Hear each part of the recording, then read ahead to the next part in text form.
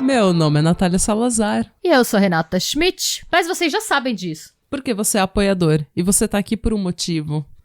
Você pagou para ter este conteúdo. Sim. E nós agradecemos você por isso. Demais. Demais, porque você tá ajudando a financiar um sonho que um dia vai chegar, vai se realizar. Gente, o apartamento na Praia Grande, os apartamentos vizinhos vão acontecer. É, um dia a gente vai ter um apartamentinho na Praia Grande. A gente vai na feira junto comer uns pastel. Ai, sim. A gente vai comer um bolinho, entendeu? A gente vai pra praia fazer uma farofa. Sim. E a gente jogar vai um futevôlei, jogar um frescobol. Um frescobol, né? Esse negócio de futevôlei é coisa de carioca, amiga. Na Praia Grande a gente joga no máximo frescobol. Não é assim, essas coisas de rico que você vê em Copacabana. É que eu acho que futevôlei exige menos coordenação motora do que frescobol. Eu não sou uma pessoa muito coordenada. Sério? Eu acho que frescobol é muito mais fácil do que futevôlei. A bolinha é bem menor e você só pode acertar ela com a raquete. O futevôlei você faz com o pé, acerta com a mão. O que tiver lá você joga e acerta. Futevôlei você pode acertar com a mão? Ué, futevôlei. Não, mas o futevôlei não é porque é só, tipo, você joga o futebol na rede de vôlei? Não, você pode erguer a bola com o pé, mas você corta com a mão normal, né? Ah, não sabia, eu achava que era só com o pé que você jogava. Ah, eu achava que eu sabia, agora você me deixou confusa. Deixa eu googlar aqui. Eu acho que é um vôlei que você joga como futebol. Eu vou colocar aqui regras do futevôlei. O mais engraçado é que eu não sei porquê, mas... Futevôlei me lembra o Romário. Eu não sei nem se ele joga. Regras básicas do futevôlei. Tem um site que chama Beach Sports. Os esportes da praia. Nossa, tem várias regras. Tô achando muito complexo. Ah, você saca. Se você saca, você joga com a mão. Ah, você pode sacar com o pé também. Como é que... Nossa. É só chutar de trás da linha. É um saque. Futevôlei pode usar a mão? Ah, não pode usar a mão. Não sabia. Você tinha razão. Ah, mas você pode usar os pés, as pernas e a cabeça. Sim. Ah, então agora eu não sei o que eu prefiro. Como é que você saca com o pé? Atrás da linha. Você vai lá e dá um chute atrás da linha. Gente, vai quebrar o pé inteiro. É tipo chutar um escanteio. Ah, você joga de chuteira? Então você não joga descalço? Eu achei que você jogava descalço. Não, você joga descalço, tá na praia. Você vai chutar a bola de vôlei com o pé? É. É perigoso. É um esporte radical. Meu Deus. Ó, gente, é por isso que você paga pra receber esse conteúdo de top, assim, qualidade top. Eu tô passada, chocada. Entendeu? Um conteúdo que você não acha em outros canais, que você não acha em outros podcasts. Enquanto eles estão falando alguma coisa que te dá informação, que te dá, assim, uma edificação, a gente tá aqui descobrindo, ao vivo, em tempo real, as regras do futevôlei. Eu tô chocada, passada. Eu achava que era tipo um vôlei mais... Eu jogava vôlei na escola. Pra mim era tipo um vôlei mais fácil, que você podia usar o pé e a mão. Não, eu acho muito mais difícil. Vôlei eu consigo jogar, assim, naquelas, porque eu sou... Qualquer esporte, qualquer jogo, tudo que exija sorte, estratégia, habilidade, não é comigo. Tá? Desde Uno até futebol. Eu não consigo jogar nada. Nenhum jogo é meu amigo. Eu sou inimiga de todos.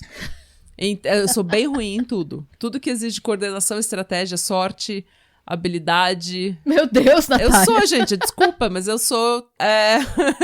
Eu sempre me assustei muito com o futevôlei. Porque eu sou muito ruim em futebol e eu sou muito ruim em vôlei. Mas o vôlei eu consigo jogar porque ainda tem as mãos. Sim. Ok. De novo, conteúdo, assim, de qualidade top. Um conteúdo que você não encontra em outras redes, em outros podcasts. É sobre isso, Deixa eu googlar uma última coisa. Deixa eu ver se o Romário joga futevôlei. Eu não sei porque eu penso no Romário. Eu sempre penso em boy topzera quando eu vejo o povo jogando vôlei. Mas enfim... Não... Aí, ele joga assim, ó, uma matéria do Globo.com de fevereiro do ano passado. Aos 57 anos, Romário joga futevôlei com amigos na praia. Ah, é, Romário. Gente, todo ano a Globo solta a mesma matéria, porque tem uma de 2022, que é aos 56 anos, Romário joga futevôlei com amigos na praia. É a mesma manchete, só muda a idade do Romário e a foto do futevôlei. Tá certo. Tá vendo? Conteúdo. Conteúdo. Criador de conteúdo. Gente, ó, Prefeitura de Laguna, Romário é atração confirmada no futevôlei das estrelas. Então, tá vendo? É por isso. Você viu essa matéria da Globo por anos. É por isso que você tem essa imagem do Romário. Eu acho que deve ser por isso, porque aparentemente o Romário participa de vários torneios de futevôlei. Eu tô vendo várias manchetes dele jogando futevôlei. Eu nem sabia que o Romário ainda tava vivo, gente. Ele é político conservador hoje. Ah, é claro que é conservador, né? É que eu acho que o Romário é um fenômeno. O Romário é uma coisa, assim, um fenômeno muito brasileiro. Porque, sim, ele é bem conservador, ele já falou muita besteira enquanto político. Mas também, em contrapartida, ele assumiu um relacionamento com uma mulher trans. O que, assim, pra um jogador de futebol conservador, é uma coisa que eu imagino que possa ser considerada pra frentex, não? Eu imagino que sim. De repente ele é conservador politicamente na questão da economia, na questão econômica. Ele é o contrário do que a galera fala. Ele é o contrário daquele maluco que é liberal na economia e conservador nos costumes. Ele é conservador na economia e liberal nos costumes. Eu vou até olhar de novo pra ver se eu não tô falando besteira, mas eu lembro que ele tava realmente namorando uma mulher trans e que na época a galera, os heterotop ficaram tudo, meu Deus. Eu falei, gente, qual que é o problema? Mas... nossa. Os heterotop que acham que conhecem o Romário. Que acham que são amigos íntimos do Romário. Que falam que o Romário é o herói, né? Nossa, Maria. Ele se envolveu com uma modelo trans que chama Thalita Zampiroli. Muito bom, Romário. Parabéns. Sim, parabéns. Acho que é... E ela é belíssima, inclusive. Não sei por que ela deu uma chance pro Romário, mas enfim. Por que estamos falando de Romário? Ai, gente, esse episódio já perdeu o rumo, já.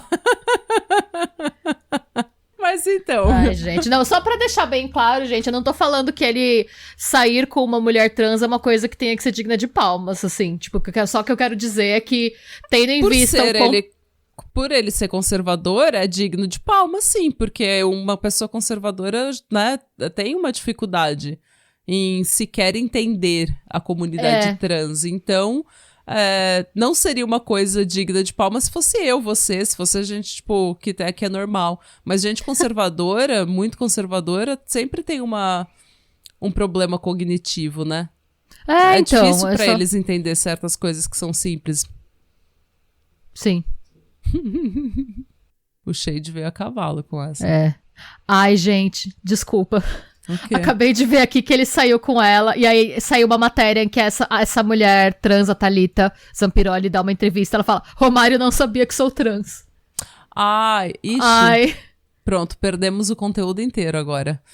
Soltamos a fake news, achamos que o Romário tinha evoluído, mas ele não evoluiu, gente. Não. Mas se bem que ele falou que tudo bem. Então ele evoluiu. Ele falou, o nome dela é Thalita, gente boa, sangue bom, inclusive é minha camarada, minha parceira e de alguns amigos também. Então tá bom. Gostei. Sim. Parabéns, Romário, de novo. Sim.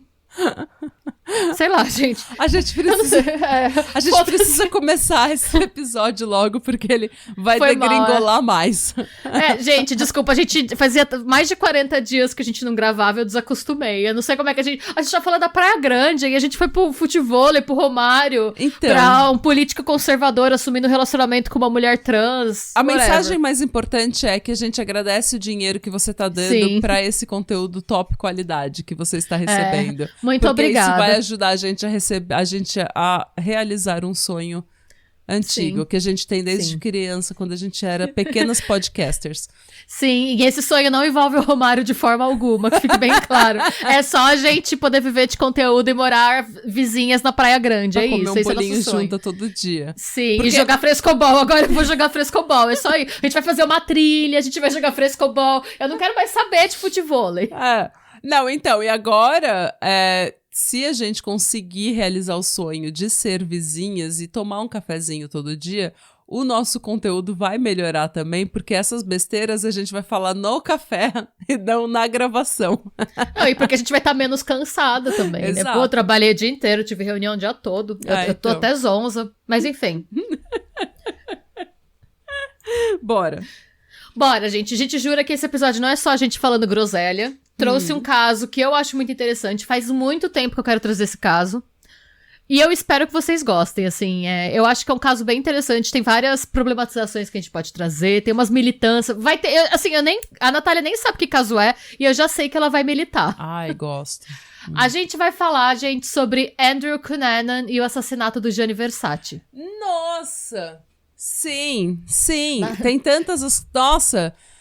Nossa, peraí, deixa eu até me aquecer. Eu preciso fazer uns aquecimentos, porque eu amo esse caso. Eu sei muito sobre esse caso e eu tenho tanta militância sobre esse caso. Então fique à vontade se eu perder alguma coisa, se você tiver alguma coisa que você queira complementar, fica à vontade pra soltar o verbo aqui, Tá. porque somos parceiros, estamos todos aqui para contribuir. Tá. A minha coisa favorita sobre esse caso é que o Last Podcast on the Left fez uma série sobre o Cunanan e o pai dele chama Modesto. Sim, E eles ficavam chamando ele de Molesto o tempo todo. E essa é a minha coisa favorita sobre esse caso. Eles chamando o cara de Molesto. O fato dele chamar Modesto, eu já acho que é a ironia do século, porque chama era tudo Porque menos ele modesto, menos né? modesto. Mas bem, a gente vai falar de modesto / molesto. Uhum. Antes de mais nada, gente, minhas fontes. Eu usei um artigo da VanityFair.com, outro da ABCNews.com. Eu usei um artigo da Boston University, escrito pela Danielle Rousseau. Eu não vou dar o nome do artigo agora, pra não dar spoiler, pra quem não conhece a história ainda. Uhum. Eu também usei a Wikipedia Eterna. Ajudem a Wikipedia. Eu ajudo a Wikipedia todo ano. Eu sempre dou dinheiro pra eles. Sim, eu também. Porque a gente usa muito. Sim. Eu usei também um artigo da People Magazine e um artigo da Harper's Bazaar. Vamos pra história, gente. Andrew Cunanan nasceu em 31 de agosto de 1969, filho da Mary Ann Shilati e do Modesto Cunanan. Uhum. O Modesto, que era filho de pais filipinos, ele estava lutando pela Marinha dos Estados Unidos na Guerra do Vietnã quando Andrew nasceu. Quando o Modesto deixou as Forças Armadas, ele se tornou um corretor de ações de pouco sucesso, tá, gente? Então, assim, as finanças da família eram bastante apertadas. E essa informação é bem crucial pra gente entender um pouco mais sobre quem era o Andrew e como ele virou o que ele virou, quem ele virou, né? O Andrew, ele era o mais novo de 4 irmãos e, ainda criança, ele já apresentava um QI de 147. Com 10 anos, ele memorizou toda a coleção de enciclopédias da família. Essa informação também é importante pra gente saber um pouquinho de quem ele era. A gente vai falar um pouco disso mais pra frente. Por conta disso, o Andrew era o favorito do pai. Uhum. E assim, minha opinião, não tenho filhos, não pretendo ter, mas eu pessoalmente não acho que essa postura de ter um filho favorito abertamente é muito saudável. Não, eu acho bem problemático. É claro que você tem afinidade com um filho mais do que o outro, porque as pessoas são diferentes e cada um tem uma afinidade diferente com os membros da família. Mas você claramente fazer uma distinção entre os filhos, eu acho muito problemático. E não era só uma coisa verbal, não, tá, gente? Ele era tão o favorito que o Modesto deixou pra ele, pro Andrew, a suíte master da casa da família. Uhum. Enquanto os 3 outros filhos tinham que dividir o mesmo quarto. Tipo, ele e a mulher dele dormiu num quarto menor do que o que o Andrew tinha desde criança. É bem saudável, bem saudável. Pois é. A aptidão para os estudos levou o Andrew a ser aceito na Bishop's School, que era um colégio de elite frequentado por pessoas de condição socioeconômica superior à da família Cunanan. Gente, os problemas só aumentam, né? Porque numa tentativa de tentar suprir essa diferença social, os pais, e quando eu digo os pais, eu quero dizer, o Modesto exigiu e a Mary Ann aceitou, eles se endividaram pra dar um carro esportivo pro Andrew pra escola, pra ele fingir que ele era tão rico quanto as crianças. Uhum. Então, assim, eu acho que isso é muito o perfil do Modesto como pai e o fato dele ser tudo menos modesto. Em vez dele sentar com o filho dele e explicar um pouco sobre a diferença social, sobre o que isso significa, que isso não te diminui em nada como pessoa, muito pelo contrário, você conseguiu entrar numa escola dessa pela sua inteligência e não pelo dinheiro. Não, em vez disso, a resposta dele pra essa situação foi, toma aqui um carro, agora você pode fingir. Ele ensinou que é tipo fake it till you make it. Tipo, o que importa é a aparência, o que importa é o que os outros vão falar de você, e o conteúdo mesmo não importa. O que importa é a aparência, o que importa é quem você tá, com quem você está, onde você está e o que você tá vestindo. Tanto que ele se endividava a família pra comprar roupa de marca pro filho. Sim. Tanto que no começo a galera não sabia que ele não era tão... Os colegas dele de escola não sabiam que ele tinha, tipo, que ele não era rico. Bom, gente, como era de se esperar, né? Tendo em vista esse background familiar nada saudável, o casamento da Marianne e do Modesto não era bom, tá? Além de megalomaníaco, irresponsável com dinheiro e de não esconder a preferência pelo Andrew em detrimento dos outros filhos, ele era verbalmente abusivo com a Marianne. E essa relação tóxica afundou ela em uma depressão que fazia com que ela passasse a maior parte dos dias na cama. Compreensível. Sim. Pra lidar com essa situação... e ao mesmo tempo se sentir aceito numa escola em que todo mundo parecia ser mais rico e mais bem-sucedido que ele, o Andrew começou a inventar histórias hiperbólicas e idealizadas sobre o background familiar dele. Esse fator levou diversos psiquiatras que estudaram o caso depois que tudo aconteceu a identificar no Andrew sintomas de personalidade narcisista e antissocial. E, gente, o que ele fazia? Como ele tinha uma memória muito boa, e como a gente falou, ele memorizou as enciclopédias da casa, ele conseguia mentir de uma forma convincente. E também tem o fato, ele era... A ascendência dele, né? Era... A Mary é filha de italianos, ou neta de italianos, isso não é claro, fala só que ela é italo-americana. E o Modesto é filho de filipinos. Então, o Andrew, a gente vai colocar foto, vai mandar pra vocês foto pela newsletter da Aurelo, mas ele tinha um look mais exótico, que ele usava muito a favor dele. Porque, às vezes, ele falava que o pai dele era um milionário israelense, e que ele tinha nascido no Oriente Médio. Ele fazia fanfic dele do dia. Ele criava várias... Gente, esse é o fanfiqueiro... do True Crime, assim. Não tão maneiro. Não, nada maneiro. Ele é um fanfiqueiro nada maneiro do True Crime. E ele criava essas fanfics também pra justificar porque que os pais dele não estavam na vida dele. Assim, não na vida dele, digo no dia a dia. Assim, por que seu pai não veio te buscar na escola? Ele não falava porque meu pai é pobre e eu não quero que vocês vejam meu pai. Ele falava, não, é que meu pai tá em Israel gerindo a plantação de azeitona, sei lá, ele inventava umas coisas.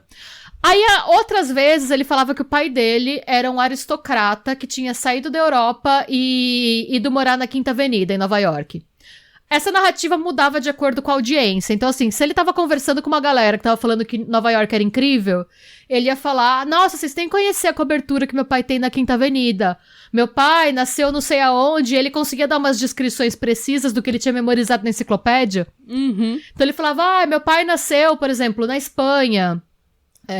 No sul da Espanha, e dava o nome de uma cidadezinha, falava das plantas que tinha lá, perto da casa e tal, e depois falava, mas meu pai quis morar na Quinta Avenida porque ele acha que Nova York é a cidade mais incrível do mundo, e vamos combinar um dia. Ele soltava a fanfic dele, gente.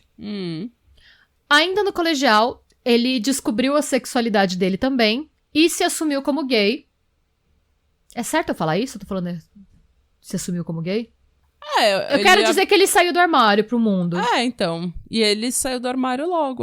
Não, tá certo. É que eu não sei se é errado falar se assumiu como gay. Não, eu acho que não. Então tá bom. Ele descobriu que ele era gay e ele se assumiu como gay. Sim, e ele se assumiu, sim, isso. Além de começar uma série de romances com homens ricos e mais velhos, tá? Foi nessa idade. Naquela época não existia o conceito de sugar baby... Mas era isso que ele fazia. Ele que criou. Ele foi precursor. Ao se formar, ele foi eleito como o aluno com menos chance de ser esquecido. O que não deixa de ter um tom um tanto quanto profético, né? E ele foi direto para a Universidade da Califórnia, onde ele cursou História Americana. Quando o Andrew completou 19 anos, duas coisas importantes aconteceram na vida dele. E quando eu digo importante, eu não quero dizer que foram coisas boas, tá? Só que foram importantes, mais uma vez, pra construir a pessoa que ele se tornou. A primeira é que o Modesto abandonou a família e fugiu pras Filipinas pra escapar de uma ordem de prisão por fraude. Gente, ele só vazou. Ele não falou pra ninguém. Ele só vazou e deixou a Marianne e os filhos financeiramente arruinados. Ele levou todo o dinheiro. E o que eu acho que é o que mais mostra quem o Modesto é como pessoa. Ele é um narcisista, sociopata, que tem coragem de apenas vazar sem falar um A e largar a esposa e 4 filhos sem dinheiro pra se alimentar. E daí dá pra ver também o quanto esse negócio de ele ser, o Andrew ser o filho favorito era só uma ilusão. Porque, na verdade, o Andrew, ele não era o filho favorito porque o Modesto amava o Andrew. Ele era o filho favorito porque ele era o que o Modesto queria ser. Jovem, bonito, indo numa escola de classe alta, inteligente. E ele era a ferramenta pro Modesto poder contar vantagem e se engrandecer perante os outros. Era, então, meu filho tem um QI de 147. Não era sobre ele vivia pelo filho. É igual aquelas stage mom que fala que, tipo, a filha modela com 5 anos de idade e ela fica louca achando que a menina é a Sandy. Sabe? Tipo, que a menina vai ser a grande estrela e ela vive todo aquele sonho que ela não realizou na vida dela, vive através da filha. É uma relação extremamente doentia. O Andrew não era o favorito porque o Modesto amava o Andrew. Ele era o favorito porque ele podia alimentar o ego do Modesto. Exatamente, é exatamente porque isso. Porque o Modesto amava o Modesto, ele não amava ninguém. Exatamente. Aliás, esse é um tema bem atual se a gente considerar o que eu descobri hoje, inclusive a gente tá gravando no dia 25 de janeiro, o que eu tô descobrindo da Vanessa Lopes lá, que saiu do BBB. Então, eu não sei nada dela. Menina, eu vou falar, a gente falou disso no grupo da Aurelo no Telegram, a gente tava discutindo isso antes de dar toda a merda, porque você viu que essa menina surtou dentro da casa, né? Eu não vi, eu parei de acompanhar quando eu cheguei aqui. Então, resumindo bem a tour, juro que a gente vai voltar, tá, gente? Mas como a gente falou disso no grupo do Telegram também, eu acho que é bom dar um panorama, até pra quem pegou a conversa no meio, lá no grupo e tal. O que aconteceu, basicamente, foi que essa mina foi lá, ela é uma TikToker, ela tem 40 milhões de seguidores no TikTok. Eu não acompanho muito, mas na bolha dela ela é bem famosa. Ela chegou a concorrer ao TikTok Awards de melhor produtor de conteúdo do ano. Ela tem 20 anos, é novíssima. E ela foi pra lá e, mana, a gente tava até discutindo. A impressão que eu tive olhando foi que ela teve um surto esquizofrênico lá dentro. Real, assim. Ela começou a olhar pra parede, parece que tem umas decorações de olhos que ficam piscando numa das...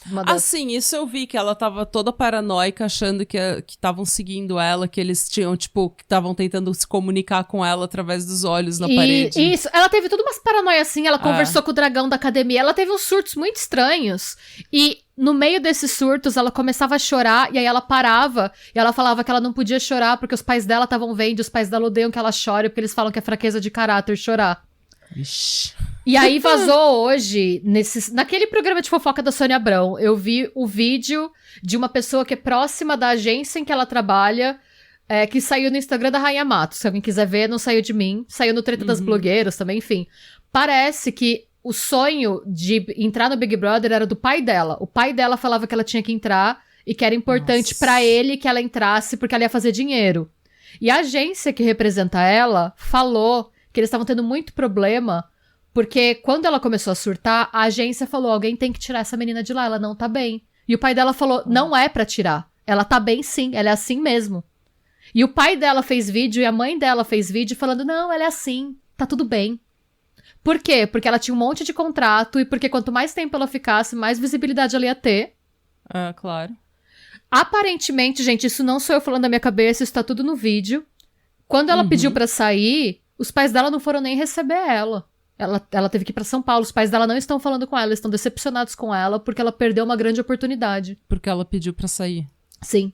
Porque ela perdeu uma grande oportunidade. Ou a pessoa da agência descreveu o pai dela como uma pessoa que, entre aspas, e a pessoa falou exatamente assim, ele vê a Vanessa como uma máquina de fazer dinheiro. Nossa, gente. Parece que ele obrigou ela uma vez, eu não manjo, eu não acompanho o TikTok dela, nem sigo ela no TikTok, eu não sei, mas parece que ela tinha um contrato com uma marca, um contrato bem caro com uma marca, e o pai dela obrigou ela a fazer um vídeo pra concorrente, mesmo sendo quebra de contrato.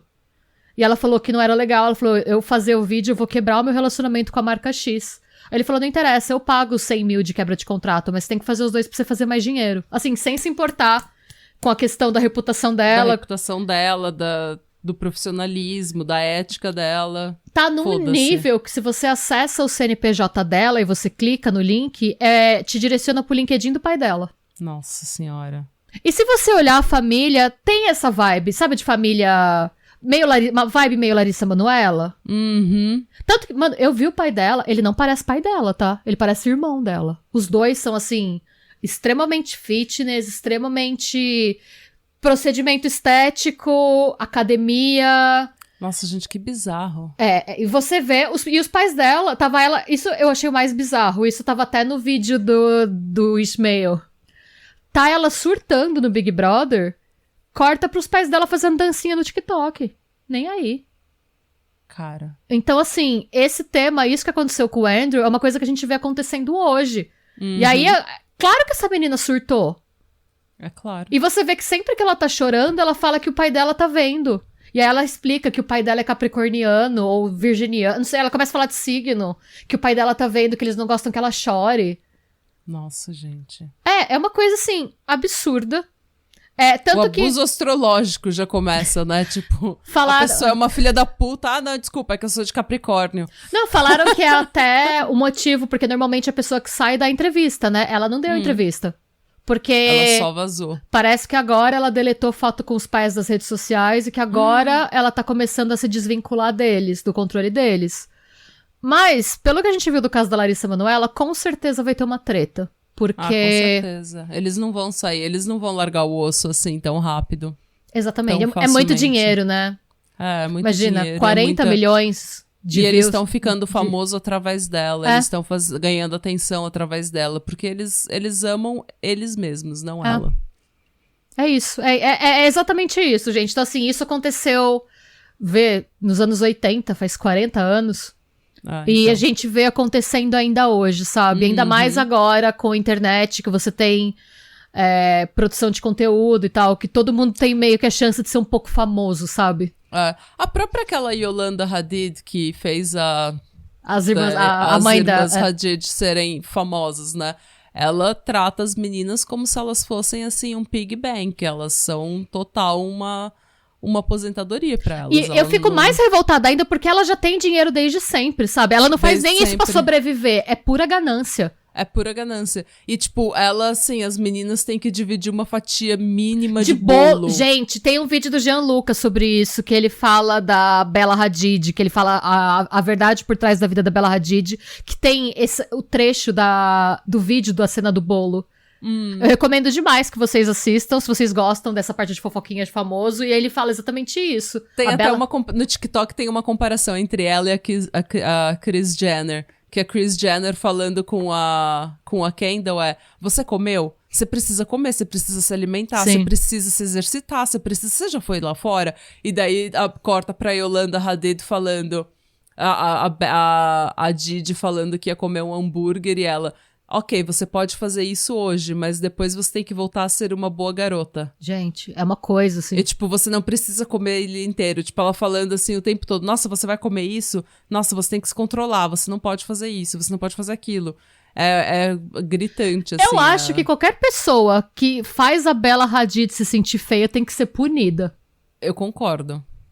Concordo completamente. E ela fala, Bella, que ela cresceu se sentindo feia porque a mãe dela não gostava dos traços dela serem mais árabes, serem do lado Hadid da família. Tanto que ela fala hoje que ela se arrepende das plásticas que ela fez, e muitas das plásticas que ela fez foi pra agradar a mãe dela, porque a mãe dela falava que a Hadid era irmã boa, era a All American Girl, sabe? Porque ela parece mais americana mesmo. E ela fala que hoje ela se arrepende, porque hoje ela valoriza os traços dela, mas foi depois de muito surto, muita terapia, depois dela começar a tratar várias questões dela, enfim. Pois é, bem. Pois é, meu bem. Vamos lá. A militância tá acontecendo. Tá acontecendo. Então, voltando, né? O Modesto abandonou a família, fugiu, fodam-se vocês. Essa foi a primeira coisa, e isso abalou muito o Andrew, porque ele achava que o pai dele era o melhor amigo dele. E o pai dele era a única pessoa que sabia quem ele era de verdade, assim, tirando a parte, né? O pai dele não sabia da orientação sexual dele quando o pai dele foi embora. Mas de todas as pessoas que ele conheceu, o pai dele foi quem conheceu ele mesmo, sabe? Quem ele era de verdade. Eu digo de verdade no sentido de sem o verniz de mentira, sem o charme superficial. Então, e o pai dele só abandonou ele do nada. Então, eu imagino o quão traumático isso deve ter sido, né? E a segunda coisa é que a família acabou descobrindo sobre a orientação sexual dele. Tá. E o background extremamente religioso da Marianne acabou impedindo ela de se manifestar sobre a orientação sexual do Andrew. Então, assim, a Marianne é uma pessoa... Sabe aquela pessoa que, assim... ela teve uma criação extremamente italiana católica? Sei. Mas não era um italiano católico pupeta maresca, assim. Era um italiano católico, tipo, você vai ser submissa ao extremo. Eu não sei se ela já tinha... Porque tem gente que tem uma personalidade um pouco mais dócil, assim. Tem gente que não tem essa vontade de tretar, sabe? Eu não sei se era uma questão de personalidade somada a uma criação muito repressora. Eu não sei se foi só a repressão. Eu sei que, por exemplo... apesar dela estar extremamente infeliz com o Modesto, ela nunca cogitou se divorciar dele. Quando você pergunta por quê, ela fala, porque eu sou católica. E tendo em vista esse traço de personalidade, ela descobriu a orientação sexual do Andrew, ela descobriu que ele era gay. O que ela fez? Nada. Ela fingiu que não sabia, mas começou a ser cada vez mais hostil com ele. Sabe aquela pessoa que você não consegue nem resolver o problema? Porque a pessoa não admite que tem um problema? Sei. Então, assim, ela sabia, ele sabia que ela sabia que ele sabia que ela sabia, mas e quando ele tentava conversar, eu não sei do que você tá falando. Ela tocava o louco, metia o louco. E ela tocava o louco e era cada vez mais, eu não digo, passivo-agressiva com ele. Porque ela não aceitava, mas ela não conseguia expor aquilo, né? Ela não conseguia falar com ele como uma pessoa normal. Sim. E por conta disso, as tensões entre os dois estavam cada vez maiores. Depois de uma briga particularmente violenta, assim, eles brigavam muito, porque ele queria forçar ela a ter uma reação, só que ela dava volta. Sabe quando a pessoa quer que você fale, eu estou pistola porque você é gay e eu não acredito, sei lá. Fale alguma coisa, mas pelo menos te reconheça. Sim. Reconheça quem você é, reconheça o que você tá fazendo, onde você está, que você tá ali na frente dela. É bem o que falam, que o oposto de amor não é ódio, é indiferença. E daí eu acho que se você é um filho e você precisa da aprovação da sua mãe, como todo filho precisa, toda filha precisa, é muito difícil ver a sua mãe sendo completamente indiferente. É melhor ver ela brava, com ódio, com raiva, do que ver ela completamente indiferente. E eu sei que eles tiveram uma briga particularmente violenta. E nessa briga, ele jogou a Marianne contra uma parede e ela acabou deslocando o ombro. Esse momento pra ele foi meio que a gota d'água. Assim, ele mesmo percebeu que ele ultrapassou um limite aí. Sim. Tanto que pouco tempo depois, ele abandonou a universidade, tanto porque ele precisava de uma mudança de cenário, quanto porque não tinha mais dinheiro. Tipo, o dinheiro que tinha não era mais pra isso, tipo, não dava pra ele pagar a mensalidade. E ele foi viver no Castro District de São Francisco com a melhor amiga do colegial dele, que era a Elizabeth Liz Coate, e com o namorado da Elizabeth, o Phil Merrill. A partir daí, gente, o Andrew teve o que muitos consideram, tipo, entre aspas, né, o ápice da vida dele, que nessa época ele era figurinha carimbada na cena gay da Califórnia, e conhecido principalmente pelas amizades com homens muito mais velhos e pelo interesse em criar pornografia violenta, tá? E esse interesse era tanto, e ele ganhou uma reputação a tal ponto que quando as notícias do que ele fez saíram na mídia, muitos dos amigos dele dessa época chegaram a abandonar a cidade, com medo dele. Eita. Como a gente já falou, né, o conceito de Sugar Baby não existia no início dos anos 90, mas era isso que definia o estilo de vida do Cunanan. Ele era jovem, ele era muito bonito, ele era muito articulado, e a vida dele consistia numa sucessão de amantes mais velhos, capazes de proporcionar o padrão de vida que ele ambicionava. O que pra mim, pessoalmente, não tem nenhum problema com isso. Acho que tá todo mundo sabendo, ninguém tá sendo enganado, tá excelente. Mas ele era total social climber, assim, ele escalava socialmente. Ele queria sempre usar as pessoas como uma escada Sim. pra ascender socialmente. Mas eu acho que todo mundo sabia disso. Todo mundo sabia disso. Eu acho que assim, a partir do momento que ninguém tá sendo enganado e que existe um contrato social, de certa forma, os caras velhos estão com ele porque eles querem um boy troféu. Uhum. E eles estão dispostos a pagar por esse boy troféu. Até aí, seja feliz, sabe? Tá todo mundo sabendo o que tá fazendo, cada um tá ganhando uma coisa dessa situação. Eu também acho. E cada pessoa, pra mim... Desses casos todos, o mais sério foi com um milionário chamado Norman Blatchford, que por anos oferecia pra ele uma mesada de $2.000 por mês, além de acesso ilimitado aos cartões de crédito dele e viagens de férias pra Nova York, pro sul da França e outros destinos do jet set internacional. Ai, gente, podia ter parado aí, não podia? Podia. Podia ter só falado, encontrei, vou fazer esse velho feliz, então, vou dar de tudo pra esse velho. Mas qual que foi o lance? O Andrew se apresentou pro Norman como sendo Andrew de Silva. Ele disse que ele era filho do dono de plantações de abacaxi.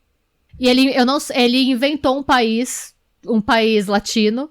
E ele falou que ele tinha sido deserdado da família por ser gay.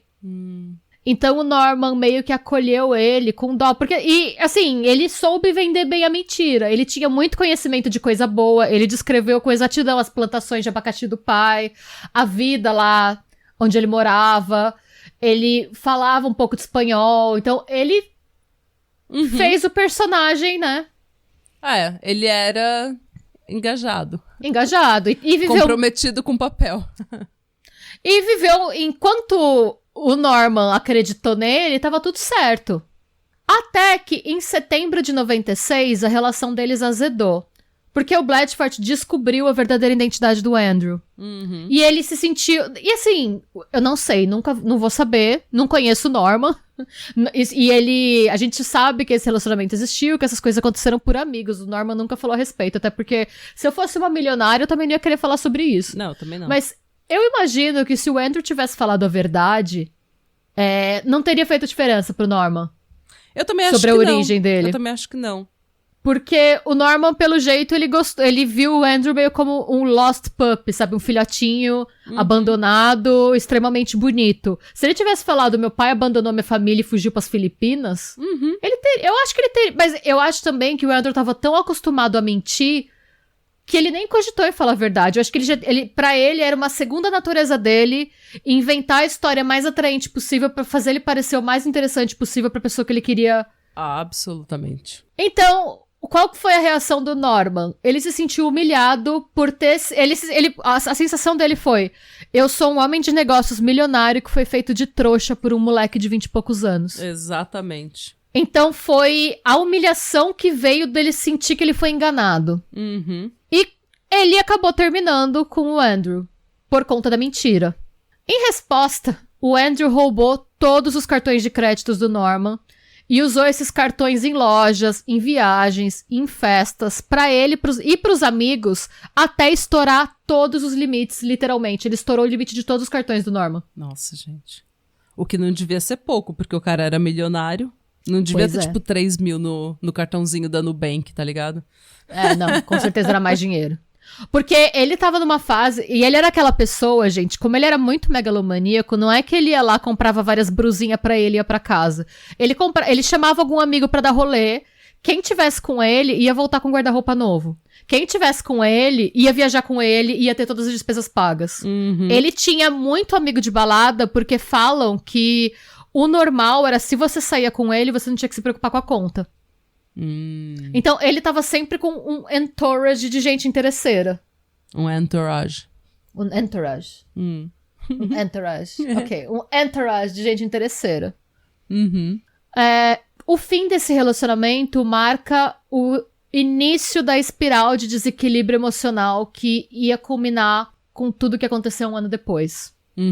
Depois que o dinheiro do Norman acabou, ele precisava se manter, né, gente? Claro. Enquanto ele esperava o próximo Daddy aparecer, ele usou seus contatos na noite de São Francisco pra começar a vender droga. O que poderia ser bastante lucrativo, principalmente considerando o carisma dele, a habilidade que ele tinha de circular em vários ambientes.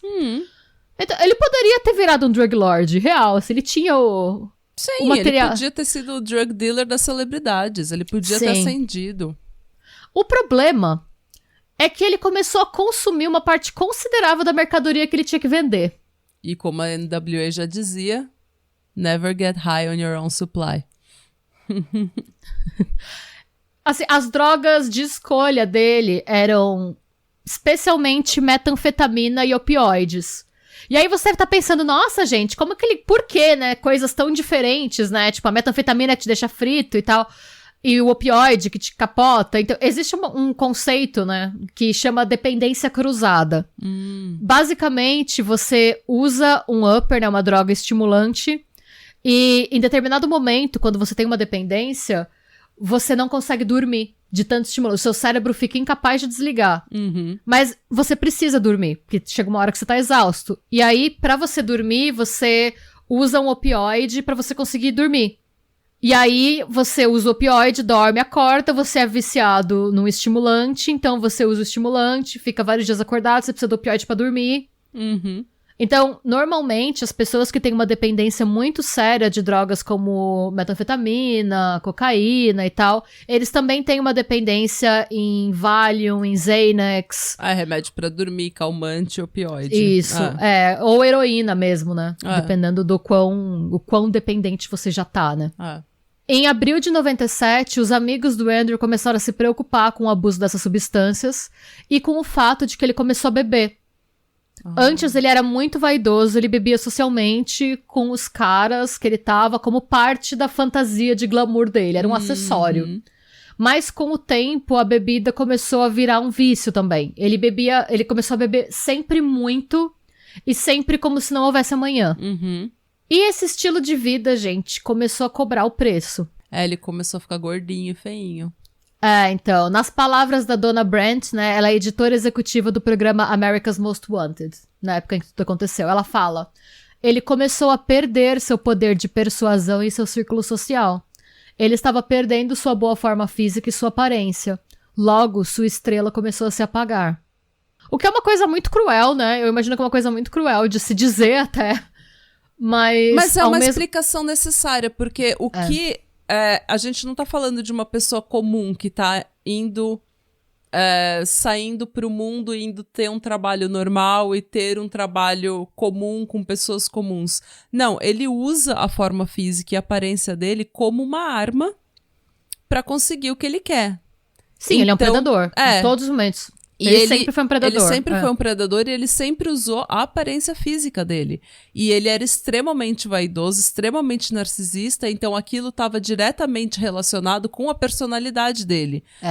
Como ele se parecia, tipo, se eu e você, se a gente engorda 10 quilos, a gente vai ficar tipo, putz, engordei e tal, você até fica meio chateada porque você se sente pior, se sente mais cansada.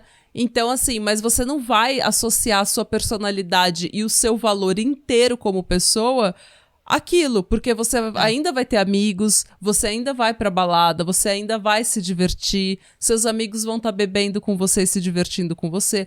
Pra ele, não. A moeda dele era o corpo dele. Então, ele, obviamente, e aquilo ele era tão vaidoso que aquilo tava tão, assim, nele, de que ele era o corpo dele, ele era... o bonequinho de luxo, sabe? Ele era o desejo das classes mais altas e era uma ferramenta pra ele ascender socialmente. Então, pra ele, tava muito ligado a quem ele era, a personalidade dele. E ele era uma pessoa extremamente vazia. Ele tinha, na verdade, ele media o valor dele pela aparência e pelo que ele conseguia comprar. Com o dinheiro dos outros, basicamente. Então, ele era, no fundo, ele era uma pessoa que tinha um senso de autoimportância muito grande e uma autoestima muito baixa. Enfim.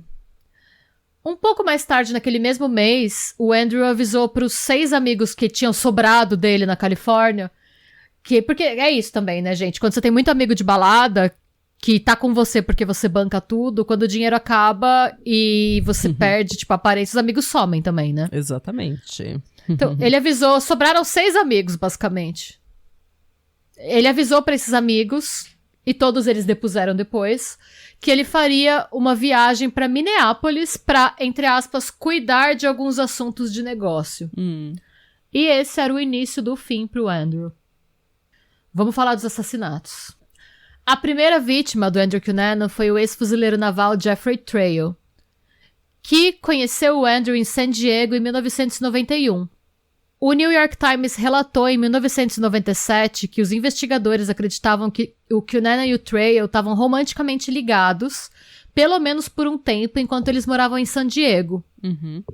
A gente não sabe nem como, nem por que a relação terminou, mas é fato que o Jeffrey tinha cortado relações com o Andrew por considerar o Andrew responsável por sua, entre aspas, tô citando ele, chegada ao fundo do poço. Parece que o Jeffrey chegou a falar pra irmã dele. Ela perguntou, como é que tá o Andrew? Eu sempre via vocês juntos, agora ele não tá lá. E ele falou, não, eu não ando mais com ele porque ele me fez chegar no fundo do poço. E ele não deu mais detalhe. Então a gente não sabe ao certo o que exatamente os dois fizeram juntos, até porque a família dele fez o possível pra preservar a imagem do filho assassinado, né? Até ele era fuzileiro naval, então, né? Entretanto, a gente supõe-se, né, que o estilo de vida deles era bem cheio de vida noturna intensa e muito sexo casual com várias pessoas, e o Jeffrey, ele tinha um perfil mais conservador, assim, o Jeffrey era o cara que queria um marido, uma casinha de cerquinha branca e um cachorro, sabe? Sei, ele era emocionado, que nem eu. Isso, ele era um romântico, na verdade, e o Andrew... Ele é emocionado que nem você. Então, ele era uma pessoa que, por conta do Andrew, ele se viu muito influenciado a fazer muita coisa que não batia com quem ele era, e ele percebeu isso eventualmente e decidiu se afastar. A irmã do Jeffrey comentou que o Andrew parecia ter uma fascinação muito estranha e meio perturbada pelo Jeffrey. Teve uma fase da vida do Andrew que ele chegou a imitar os gestos, o sotaque e as expressões do Jeffrey, o que eu acho muito creepy. Eu acho tão bizarro. Ele meio que, por alguns anos, ele começou a imitar o Jeffrey pros outros. Ele agia como se ele fosse... Ele emulava o Jeffrey em conversas e tal, fingindo que eles eram meio que parecidos, assim, em termos de sotaque, expressões e tal. Bom. Saudável. Bem bizarro. Bem o talentoso Ripley, sabe? Às 9h45 da noite do dia 27 de abril de 97, o Jeffrey entrou no apartamento do David Madison, que era arquiteto e ex-namorado do Andrew. O Andrew considerava o David o amor da vida dele. Eu não sei se... Eu realmente, gente, eu não sei dizer o... Lá na ECA, a gente tinha uma expressão que a gente chama de... Uma expressão entre os círculos LGBT que chama rebuceteio. Rebuceteio é quando todo mundo meio que já ficou com todo mundo, sabe? Eu acho que deve ter rolado meio que um rebuceteio, assim. E o Jeffrey começou a pegar o ex do Andrew. Tipo, os dois ex do Andrew começaram a ficar juntos. Enfim. De acordo com uma matéria investigativa da Vanity Fair, os vizinhos escutaram alguém gritar, "Dá o fora daqui!" E depois disso, vários ruídos de alguém socando uma parede. E depois disso, barulho de água corrente. O Jeffrey morreu depois de receber 27 golpes de martelo. O relógio dele parou às 9h55, de maneira que a perícia concluiu que esse foi o momento do ataque. Ou seja, o Andrew entrou no apartamento e 10 minutos depois o Jeffrey estava morto. Nossa, gente. E o mais bizarro, gente, o que você imagina, né? Que o Andrew matou o casal por ciúme, por whatever. Imagina. E não, gente. Claro que não. O Andrew, não existe amor da vida do Andrew. O Andrew é o amor da vida do Andrew. Ele é incapaz de amar alguém. Todo mundo é uma ferramenta pra ele. Mas eu não acho nem que ele faria isso, tipo, por ciúme, no sentido de você quebrou meu coração. Eu acho que seria, tipo, a humilhação, sabe? Os meus dois ex estão se pegando. Aposto que eles ficam falando de mim. Ou se não, tipo, se ele já tava mais gordinho, mais feinho, entre aspas, né? Isso eu tô falando puramente pelo contexto, tá, gente? Não tem nada de errado com ele tá mais gordinho. As duas aqui no podcast são gordinhas também. Mas ele já tava mais gordinho, talvez se sentindo mais rejeitado, talvez com uma autoestima um pouco mais baixa, daí ele pega e, tipo, os dois começam a se pegar, ele acha que o problema é com ele. Que eles trocaram o Andrew pelo outro. Mas, assim, isso seria o que eu consideraria lógico, assim, por assim dizer, né? Entre aspas, não teve nada de lógico nessa situação, mas eu imaginava que, tipo, ele matou o Jeffrey, o David deve ter surtado. Mas não, gente, ele não matou o David imediatamente. Ele sequestrou o David. E os dois ficaram dias juntos. E assim, é impossível a gente saber ao certo o que o Cunanan e o David Madsen fizeram nos dias seguintes à morte do Jeffrey. Eu acho que vocês já devem conhecer, né? Crimezeiros que somos, mas esse caso saiu, né, no American Crime Story, foi a 2ª temporada. E aí, na série, eles simulam o que eles acham que aconteceu, mas a gente não sabe, não temos... não temos, assim, evidências do que eles fizeram. O que a gente sabe? As últimas pistas dos dois, que foram reveladas pelo New York Times, são depoimentos dos vizinhos que viram os dois passeando com o cachorro do David no dia 28, no dia seguinte, né, à morte do Jeffrey. E o Jeep Cherokee do David foi visto nos dias seguintes por uma testemunha, mas essa testemunha não viu o rosto do motorista. A gente também não sabe quando que o David foi assassinado. O corpo dele foi encontrado por pescadores no dia 2 de maio. Mas se sabe que no dia 30 de abril, o Andrew já estava em Chicago. Eita, A família do David Madsen nutre a teoria de que o David testemunhou o assassinato do Jeffrey e acabou sendo levado como refém e que o Andrew meio que não sabia o que fazer com ele. Porque ele considerava esse cara o amor da vida dele, não sei, de repente, é o que você falou, esse cara, o amor da vida dele é ele mesmo, mas eu acho que ele deve ter hesitado um pouco, tipo, e agora? Não sei. É difícil dizer, porque ele podia simplesmente ter matado o David na hora, né? Ele não precisa... Então. Eu acho que ele não tinha hesitado. Eu tenho a impressão de que o Andrew é tão ruim que eu não acredito que ele seja capaz de hesitar a fazer alguma coisa ruim. Eu acredito que ele tenha feito isso pra esfregar na cara do David quem tinha o poder da situação. Eu matei o Jeff, agora você vai ficar comigo e você sabe o que eu fiz e você vai viver com medo de mim até eu decidir o que eu vou fazer com você. Eu não acho isso que você falou difícil de acontecer, eu acho que pode ter sido isso, mas eu acho que ele tava pensando em como ele poderia tirar vantagem do David pra poder fugir. Não sei se ele não cogitou assumir a identidade do Jeffrey. Pode ser, Não sei. A morte do David foi registrada como tendo ocorrido no dia 2 de maio, mas a perícia confirmou que o crime aconteceu antes, então não sabemos nem o que aconteceu, nem porquê, nem como aconteceu. Sim. Que a gente sabe que o corpo dele foi encontrado no dia 2 de maio. 2 dias depois do David ser encontrado, a polícia de Chicago descobriu o corpo do arquiteto Lee Minglin na garagem da casa dele. E, gente, eu acho que de todos o assassinato do Lee Minglin é o mais bizarro. Ele foi encontrado todo envolto em fita adesiva. E golpeado mais de 20 vezes com uma chave de fenda. Além disso, ele teve a garganta cortada com uma serra. Foi total overkill. Foi total overkill e teve um quê de fetiche aí também, né? Então, pelo que eu... Agora eu não lembro direito qual que foi o rolê, mas ele... Eu não sei se eles estavam tendo um caso de verdade ou se ele só quis aludir que eles estavam tendo um caso.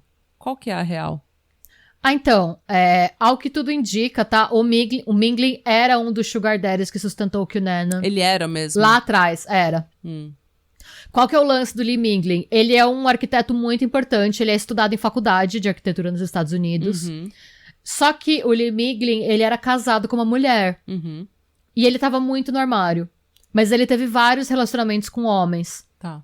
Então ele tinha uma fachada de cidadão de bem. E ele gostava de meninos mais novos e ele parece que ele sustentou alguns. Ah, tá. ao longo da vida dele e que o Andrew foi um deles. E o Andrew guardou muito rancor de, primeiro, não ter sido assumido.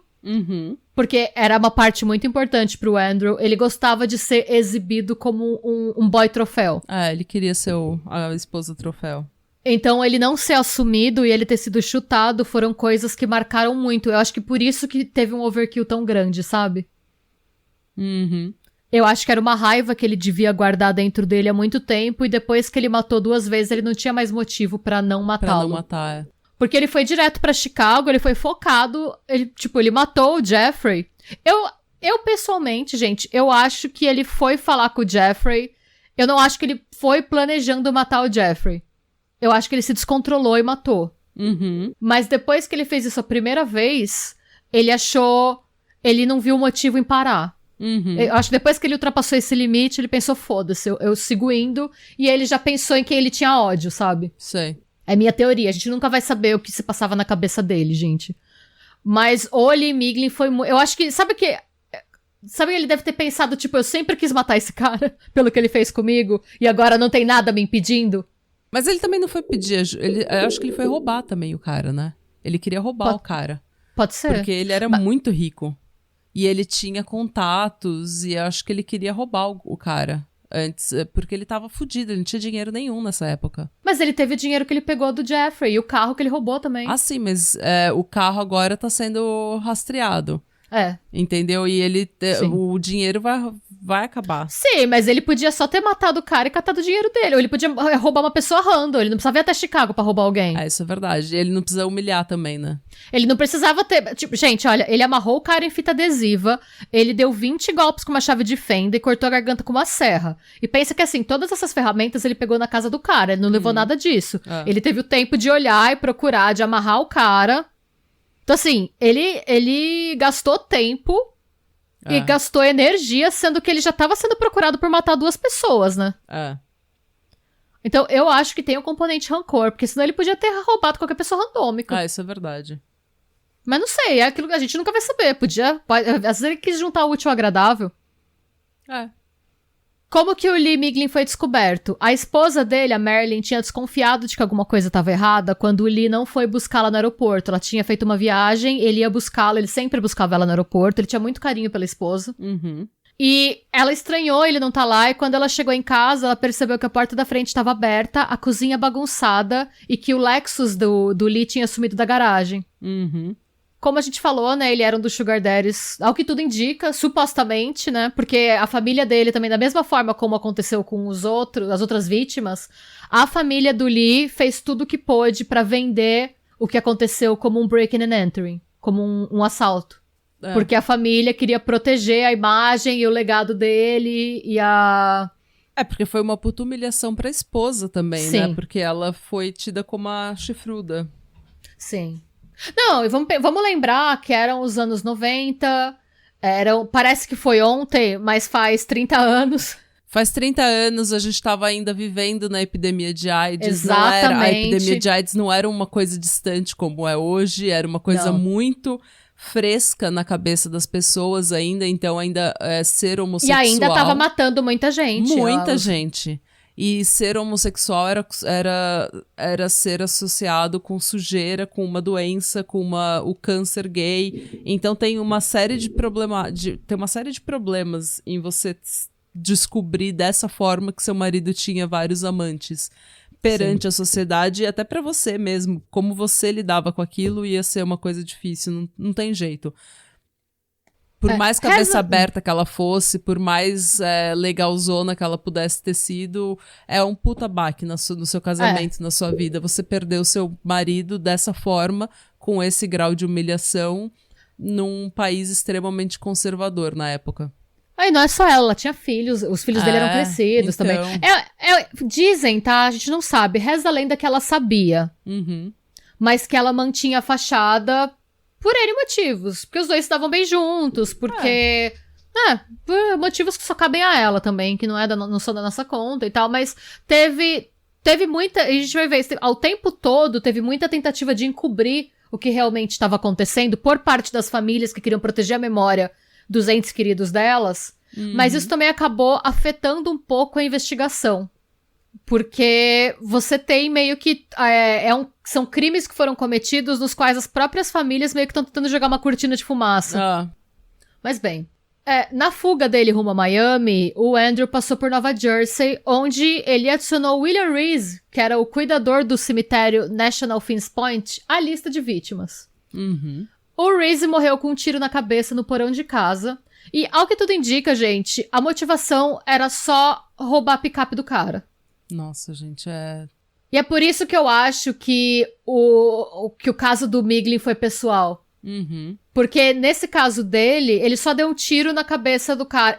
Ao que tudo indica, tá? A gente nunca vai saber ao certo o que aconteceu, mas ao que tudo indica, o Andrew invadiu a garagem pra roubar a picape. Só que ele não imaginava que o William Reese ia estar na garagem.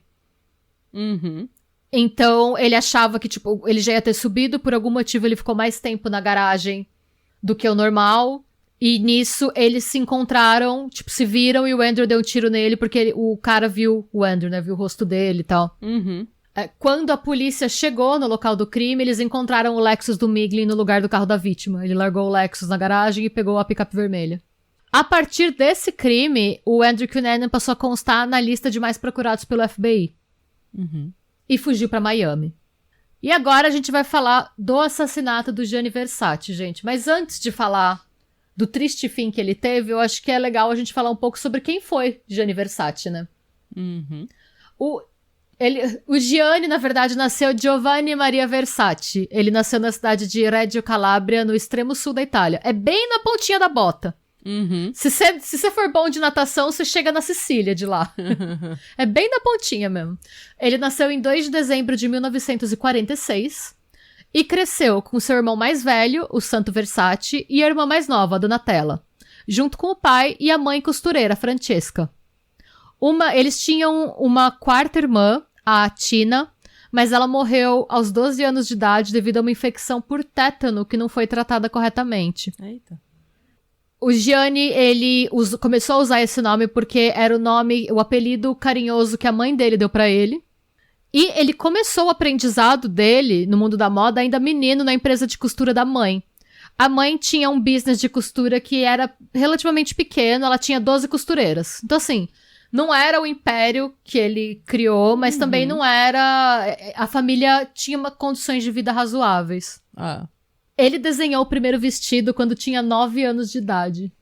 Nossa. Mais tarde, ele contou numa entrevista pra revista People como uma professora da 5ª série pegou ele desenhando estrelas de Hollywood, tipo a Sophia Loren, em camisolas sensuais. E aí ele conta, minha professora ligou pra minha mãe e disse, seu filho é um maníaco sexual. Ela falou, minha mãe disse... Professora, meu filho não é maníaco, ele simplesmente adora moda e roupas. A mãe dele foi... Firmeza. Foi firmeza, né? Ela podia simplesmente ter podado ele, mas não, ela fez dele quem ele era. Sim, e naquela época, na 5ª série, ele já tava aprendendo com a mãe dele, tinham 2 anos já. Porque desde os 9 ele tá lá, né, no ateliê, vendo as costureiras, vendo tudo, e ele sempre se encantou com esse mundo, né? Além disso, ele era fascinado pela história da Grécia Antiga e pela sua arquitetura. E essa fascinação dele viria a influenciar muitas das obras dele, inclusive o logo da marca, né, a Medusa. Ele frequentou o Liceu Clássico Tommaso Campanella, onde ele estudou latim e grego antigo, mas ele não concluiu o curso. Dos nossos. Dos meus. Quando ele fez 26 anos, ele se mudou pra Milão. Então, ele foi do extremo sul pro extremo norte da Itália. E deve ter sofrido, porque o sul da Itália é tão quente, o norte é tão frio. Eu pensei em preconceito mesmo, porque o sul é mais pobre, o norte é meio nariz empinado, não é? Milão é mais perto da Suíça do que da Calábria, tá? Geograficamente falando. Então, assim, é muito diferente. É o que falam, assim, na verdade, se você vai pro norte e pro sul, não parece nem que é o mesmo país. A Itália é um país só por culpa do Garibaldi.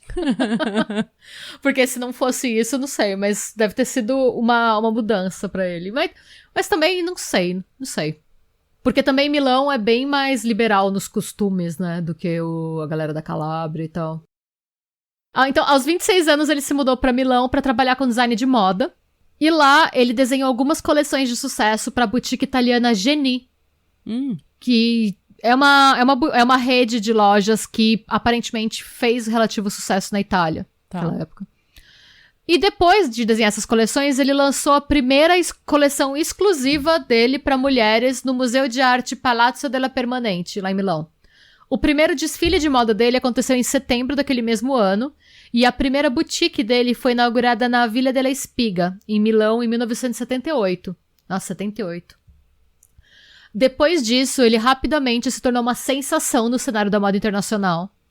Principalmente por conta do momento que a moda tava, tá? Os designs dele empregavam cores muito vivas, estampas muito ousadas e cortes muito sensuais, tanto em homens quanto em mulheres. Então, foi uma coisa bem... Homens... Hoje a gente vê muito isso na Europa, os ternos mais justinhos. Essa foi uma tendência que ele que trouxe pra Europa. E era um contraste que era muito... Eu acho que a palavra refreshing, sabe? Ele era muito... Uma brisa de ar fresco, sabe? Uhum. Porque na época era um design muito marcado por cor suave, muito tom pastel e camisa polo na época na Europa. Sim. Os anos 80 e 90 foram extremamente pastel. Não, e todo mundo ia pra balada vestido de business casual, sabe? Ver as roupas de Friends, era bizarro. Era bem bizarro. Ele tinha uma estética que combinava o classicismo luxuoso com sexualidade. Gente, é assim, pra mim Versace é a glória de Modern Family. Pra mim, ela... Eu acho Versace uma coisa brega chique. Isso, a glória. Eu acho lindo, eu acho maravilhoso, mas sempre tem um tom meio brega, um tom meio, tipo, bem anos 90 mesmo, sabe? Sim, mas é uma coisa que, assim, você pode gostar, você pode odiar, mas você sabe quem fez. Exatamente. Tanto que dizem, nunca foi confirmado que essa frase é dele, mas citam que ele disse a frase, eu não acredito em bom gosto. Mas uma coisa que é fato que ele disse é que ele fazia um desafio descarado às regras da moda. Ele chegou e falou, por que tem que ser assim? Quem me disse? Quem mandou? Tá escrito onde que tem que ser assim? Exatamente. Não quero fazer assim, vou fazer do jeito que eu quiser. Foi por conta disso que existe no mundo da moda um ditado que faz referência à rivalidade que sempre existiu entre Versace e Armani no mundo da moda. Uhum. Que é, o Armani veste a esposa e o Versace veste a amante. É bem isso. Eu quero acrescentar que a Balenciaga veste umas mina doida. Que não é nenhuma coisa nem outra. Enfim. A Balenciaga veste os wannabe. Sei lá o que ela vai... As mina mais bland da face da terra. Bom, a partir de 78... Eu acho que a Moschino é um Versace cool. É verdade. Tipo, é um Versace para millennials e Gen Zers. É verdade. Porque a Moschino também é bem breguinha, mas ela é mais, tipo, cool. Tem umas coisas mais diferentonas, mas ela é bem cheguei, ela é bem flash, sabe? É uma coisa que você sabe que é Moschino quando você vê Moschino. Mas eu sempre que falo de Moschino, eu penso no perfume da Olivia Palito, sabe? Aquele perfume parece a Olivia Palito. Uhum. Mas bem, a partir de 78, o Versace então construiu a empresa com o apoio da família, empregando a irmã Donatella como vice-presidente e o irmão Santo como presidente da empresa. A atuação da Donatella, com o tempo, se estendeu para a supervisão criativa, onde ela atuava como consultora-chave da Versace. Mais pra frente, o Gianni também contrataria o marido da Donatella, o Paul Beck, como diretor de moda masculina. Entre as inovações mais famosas que o Versace trouxe, para o mundo da moda, estava a invenção em 82 de um tipo de tecido de malha super leve que chamava Oroton, que hoje é o material exclusivo das roupas da Versace. E como eu já falei, ele foi o cara que usou alfaiataria feminina em ternos masculinos. Uhum. Então, ele foi a pessoa que ele falava que ele queria que o homem também pudesse se vestir como um objeto sexual se ele quisesse. Eu acho ótimo. Então, ele criou terno sexy, assim, que marca a bunda mesmo, que marca as coxas mesmo. Uhum. E foi super trend na época. E hoje voltou um pouco essa moda. Aqui, pelo menos, a galera... aqui o pessoal usa bastante também. Aqui na sim. Escandinávia, se você usar um terno largo, você, tipo, parece que o seu tio morreu e te deu o... Que o defunto era maior. Que o defunto era maior. Seu tio morreu e te deu terno. Porque os ternos todos são bem fit, assim, são bem magros, bem justinhos. Uma outra coisa que o Versace trouxe pro mundo da moda foi o empoderamento do sul da Itália. Porque ele tinha muito orgulho de ter nascido no sul, de ter nascido na Calábria.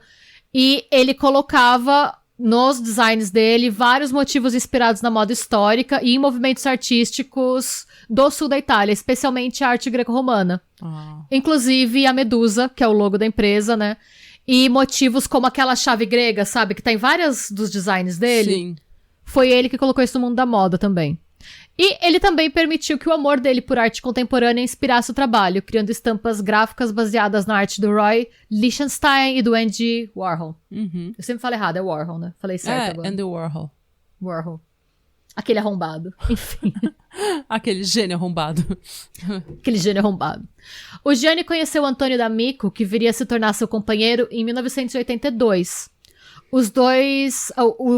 ele conheceu o Antônio porque o Antônio era modelo, tá? Então eles se conheceram em bastidor de desfile. E os dois mantinham um relacionamento aberto. E eles eram famosos também pelas festas repletas de modelos jovens e promissores. E estamos entre amigos, eu posso falar pelas orgias também. O Gianni curtia uma orgia. Isso, assim, que o Gianni gostava é fato, mas teve muita coisa que com a morte dele a Donatella encobriu. Mas isso eu não tenho certeza, isso eu vi no American Crime Story. É o Rick Martin que faz o Antônio D'Amico. Sim. Em American Crime Story. Mas rezam as fofocas e tal. Depois eu fui pesquisar se isso era real, mas falam que colocaram no roteiro pra dar uma certa liberdade criativa a rumores que já existiam, tá? Falam que era mais por insistência do Versace do que do Antônio que eles faziam essas festinhas. Que o Antônio meio que aceitava, porque ele fala que o Gianni era um artista e que ele precisava se inspirar, e que esses modelos jovens inspiravam ele. Então, eu gosto de trazer meio que um paralelo do Andrew com o Gianni Versace. Os dois viviam cercados de gente jovem e bonita para os quais eles pagavam coisas. Sim.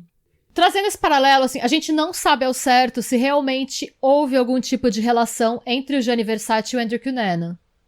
Mas existe uma única interação confirmada entre ambos, que aconteceu em 21 de outubro de 1990, ou seja, 6 anos antes do Andrew ter o nervous breakdown dele. Que foi quando o Versace chegou em um clube de São Francisco. Ele viu o Andrew em companhia de um amigo que chamava Ellie Gould, e o Versace foi até ele puxar conversa. Isso realmente aconteceu, um monte de gente viu. E essa interação foi descrita pela Maureen Orff, que é autora do livro O Assassinato de Gianni Versace. Segundo ela, a interação se deu da seguinte forma. Eu vou ler o trecho do livro. O designer entrou com uma comitiva, incluindo o namorado de Versace, Antônio D'Amico, e o coreógrafo de Capriccio, Valcani Paroli, que rapidamente o apresentou a algumas pessoas. Após cerca de 15 minutos de bate-papo e ondas de jovens ansiosos para conhecê-lo, Versace começou a examinar a sala. Ele notou Andrew parado com Ellie, inclinou a cabeça e caminhou na direção deles. Eu conheço você, disse ele a Andrew. Lago di Como, não? Versace estava se referindo à casa que possuía no Lago Como, perto da fronteira com a Suíça. Alegadamente, ele usava essa frase quando queria puxar conversa ou dar em cima de alguém. Basicamente, gente, o Versace tinha uma mansão, uma casa, falam que é divina essa casa, era tipo uma mansão zona, bem White Lotus, sabe? Uma coisa assim, e essa mansão era um dos lugares em que ele fazia essas festinhas. Porque era um lugar fora do circuito dos Estados Unidos, era um lugar que ele tinha mais privacidade, era a casa dele, imagina, você é um modelo e o Versace te convida pra ir pra casa dele de férias no norte da Itália, uma casa paradisíaca, incrível. Então assim, você vai. Quem não iria, né? Você Exatamente. Vai e você dá o que você tem pra dar. Não interessa o que ele te pedir. E esse foi um dos momentos em que a estrela do Andrew brilhou. Você imagina, o cara mais foda e mais importante da sala olhou pra você. E foi puxar conversa com você. E aí, voltando à descrição do que aconteceu, Andrew ficou emocionado e Ellie não conseguia acreditar. Isso mesmo, respondeu Andrew. Obrigada por lembrar, Sr. Versace. Então, Andrew apresentou o Eli a Versace, que conversou educadamente sobre se eles tinham visto a ópera. Eles não tinham. Eli e Andrew, então, voltaram para a pista de dança. Então, assim, gente, a gente não sabe se, por um acaso, o Andrew não foi para uma dessas festinhas no Lago Como, com algum dos sugar daddies dele. Ou, de repente, se o Versace não viu ele em algum outro lugar, em algum outro contexto, com uma comitiva menor e não convidou ele pessoalmente. A gente não sabe se isso aconteceu ou não. Uhum. Ou se o Andrew só mentiu e fingiu que tinha ido, porque acho que até eu falaria isso. Eu não vou falar pro Versace, não, você tá enganado, eu nunca te vi. Não, é a terceira opção. Ele nunca conheceu o Versace, ele não sabia quem era o Versace. Tipo, o Versace não sabia quem ele era. Não, ele podia ser, porque vamos pensar que a gente tá falando de uma orgia com muita gente. Às vezes ele tava lá, às vezes um porque ele tava no circuito com aquele sugar daddy rico dele. Ele tava nesses rolês com milionários. Não é difícil que ele fosse uma pessoinha lá com o daddy dele. Tipo, pode ter acontecido. Eu não tô falando que eles eu não tô falando que eles tinham um caso, eu tô falando que eles podem ter se visto antes. Às vezes ele tava lá, tava todo mundo lá, ele podia estar lá também, a gente não sabe. Tem uma história, inclusive, isso é verdade, o Andrew foi numa festa em Hollywood ou em Miami, não sei, e lá nessa festa tinha Lisa Kudrow. Isso era na época em que o Friends estava estourado, que todo mundo sabia quem era. Anos 90, né? E ele não largou do pé dela. Sério? Ele grudou nela e ele queria de todas as formas forçar uma amizade com ela. E ela imediatamente viu que aquele cara era um social climber, que ele queria, ascender socialmente, queria grudar nela pra fazer o nome dele. Sabe, que ele era desses que grudam em celebridade. E ela, vazou. E ele ficou puto com ela, porque ela só falou, tô indo ali. Nossa, então ela tem sorte de estar viva. Eu preciso ele passar aspirador no banheiro. Ela deu uma desculpa e saiu, só vazou da festa. Eu acho que a gente sente quando tem alguma coisa de errado com a pessoa, sabe? Não, celebridade encontra esse tipo de gente o tempo inteiro. Gente que, tem esse tipo de relação parasocial. De que a pessoa te vê na televisão e acha que é sua amiga. E acha que é, seu brother. E você nunca viu a pessoa e ela, não, eu te conheço. Eu sei quem você é, eu conheço sua mãe. Ela conhece você, mas você não conhece ela. Eu fico na dúvida porque foi o Versace que foi até ele. Isso foi confirmado por várias pessoas que estavam nesse lugar. Então, eu fico na dúvida do Versace ter olhado e ido direto nele. Eu lembro de você. Se ele tivesse chegado no Versace, eu não ia ter dúvida de que foi uma meteção de louco. Eu levanto esse questionamento que, assim, eu dou o benefício da dúvida. Porque, na época, em 1990, ele tava nesse jet set internacional, ele tava no ápice da forma física dele. Ele tava lá com o milionário, ele tava frequentando muita festa de gente muito rica. Eu não acho impossível eles terem, se cruzado. Eu não acho que existia uma relação. Eu acho que eles podem ter se cruzado em algum lugar, o Versace pode ter visto. Pode ter depois sido. Pode ter visto na festa, dado aquele, né? Mas a gente não sabe, gente. A gente só pode especular, dado o histórico mitomaníaco, né, do Cunanan e a agitada vida tanto social quanto sexual do Versace na época. As vidas sexuais e sociais dos dois na época, né? Não é de todo improvável que o Cunanan tenha frequentado alguma festa na Itália em que o Versace estava, junto com um daddy. Mas a gente não sabe. Uma das maiores críticas sobre a atuação da polícia nesse caso tá no fato do Cunanan, apesar de já ter assassinado 4 pessoas, roubado pelo menos 2 carros e uma arma e de estar na lista dos mais procurados do FBI, ter vivido 2 meses em Miami Beach sem se esconder, tá? E ainda assim, ele só foi caçado pela polícia real depois de assassinar o Gianni Versace. Foi um nível de cara de pau tão absurdo que o Andrew chegou a usar o próprio nome numa loja de penhores, em que ele vendeu uma moeda de ouro que ele roubou do Lee Mingley. E assim, ele vendeu a moeda, ele deu o nome dele, pegou o dinheiro, saiu, o cara checou o documento dele, porque tem que checar em loja de penhor, e nada aconteceu. A polícia não foi chamada, ele passou, nada aconteceu. Enfim, não teve nenhuma reação por parte da polícia de Miami. E de acordo com uma entrevista concedida ao New York Times pelo vice-diretor do FBI, né, o William J. Esposito, ele fala: ele saía de tarde e de noite.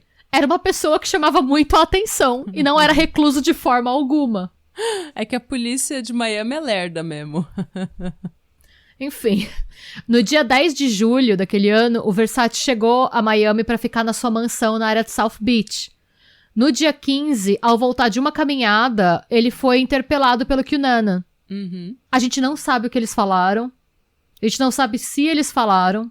O que a gente sabe foi que existiu alguma interação. Tipo, o QAnon chamou a atenção dele, foi atrás dele. E depois do que quer que tenha acontecido, ele tentou subir os degraus de casa e tomou um tiro no rosto do Andrew. E o Andrew fugiu a pé. Só depois, gente, foi assim, até hoje, esse momento tá na lista de momentos mais tristes da história da moda. Assim, foi uma coisa, assim, ninguém esperava. Foi uma morte completamente desnecessária. Foi uma coisa completamente desnecessária por uma pessoa que nem conhecia o Versace. Que nem, tipo, ele matou um gênio da moda e uma pessoa querida. Não só um gênio da moda, uma pessoa querida. Não era, tipo, gênio igual Elon Musk, que todo mundo odeia. Era um gênio que todo mundo gostava. Nossa, você vê, gente, o enterro dele, o tanto de gente, e a galera chora desconsolada. Falam que ele era uma pessoa muito incrível, assim. Muito genial e muito incrível. Dizem que ele era muito generoso com o tempo dele, com o dinheiro dele, com a atenção dele. Ele fazia você se sentir acolhido. Ele inspirava as pessoas, ele gostava das pessoas, ele gostava de conhecer as pessoas. Então ele era uma pessoa muito cativante. E ele tinha aquele ar de o galã italiano na América, sabe? Ele tinha uma vibe. E ele amava muito as mulheres, assim. Ele era uma pessoa que ele admirava, até por conta... Ele admirava muito a mãe dele, ele admirava muitas mulheres, ele idolatrava a Donatella. Sim. Então era uma coisa que, assim, ele... Gente, você vê foto dele abraçado com vários modelos super famosos, você vê que eles estão se divertindo, sabe? Não é foto posada, você vê que eles estão... Ele era, ainda mais naquela época que tinha muito clube, muita balada, ele era uma pessoa vibes, basicamente. Não, e tipo, naquela época, principalmente, mas ainda existe, um machismo e uma... Você pega, tipo, Karl Lagerfeld, que era um puta filho da puta do caralho. O Lagerfeld é um escroto. Entendeu? Então você... O Lagerfeld é um homem que eu não sei porque ele faz roupa pra mulher. Porque ele odeia mulher. Ele odeia a mulher, exatamente. Ele odiava a mulher. E você vê daí, tipo, os outros estilistas, eles estavam sempre num pedestal enquanto as modelos estavam lá embaixo, os modelos estão lá embaixo, e o Gianni não, ele estava com os modelos. E ele amava e idolatrava aquelas mulheres, ele se inspirava naquelas mulheres para criar roupas, então era uma coisa muito mais...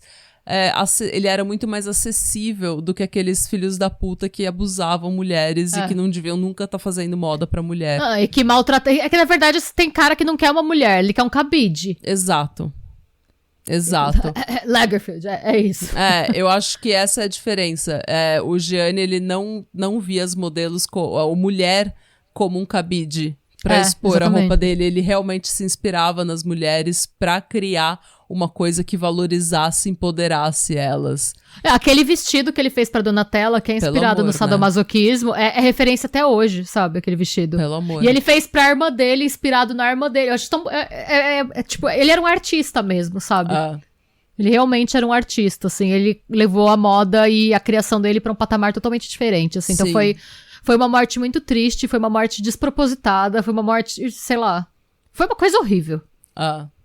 A partir daí, obviamente, né, porque foi uma vítima extremamente rica, de um jeito extremamente absurdo, e eu tenho certeza que a Donatella chegou na polícia, assim, como diria o Dennis Reynolds, né, The Fury of 1,000 Winds!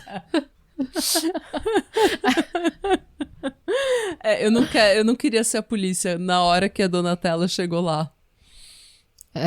Eu não queria ser o policial que atendeu a Donatella, porque ela devia estar, inconsolável, e 2, ela devia estar numa raiva e numa ira italiana que eu acho que a gente não tem nem ideia de como replicar. Nossa, eu fico pensando, eu acho que se fizesse alguma coisa com meu irmão, eu acho que eu ia ter que ser, tipo, Sedada. restrita. Eu ia ter que ser Não, sedada. nem sedada, restrita. Eu ia estar com ódio, mas um ódio. Eu acho que do jeito que eu ia ter que me colocar, eu ia ter que ser algemada pra falar com a polícia.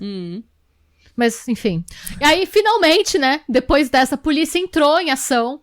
E aí, gente, a partir daí foi rápido. É isso que dá mais raiva, porque ele tá lá matando gente, saindo à luz do dia, sem se esconder, baladando, vendendo as coisas, e ninguém se importa. Aí a polícia finalmente entrou em ação, encontrou a picape roubada em uma garagem próxima, achou as roupas dele, um passaporte falso, e, gente, recortes de jornal detalhando os crimes. Ele tá fazendo um compilado. Aí ele tava das fazendo notícias sobre ele. Sim. Da Thor que ele fez. A partir daí, teve pressão internacional, porque se eles acharam passaporte falso, porque ele tava planejando fugir. E, inclusive, se especula que ele planejava fugir pras Filipinas pra encontrar o Modesto. Mas a gente não sabe com certeza, né? Mas, enfim, a partir daí, a pressão internacional obrigou o FBI a tomar medidas mais enérgicas pra capturar o Andrew. E 1.000 agentes de todo o país foram designados pra operação. Por fim, o FBI localizou o Cunanan numa casa flutuante, que são esses barquinhos que eles transformam pra virar uma casa. E quando o FBI se preparava pra entrar pra capturá-lo, ele atirou na própria cabeça.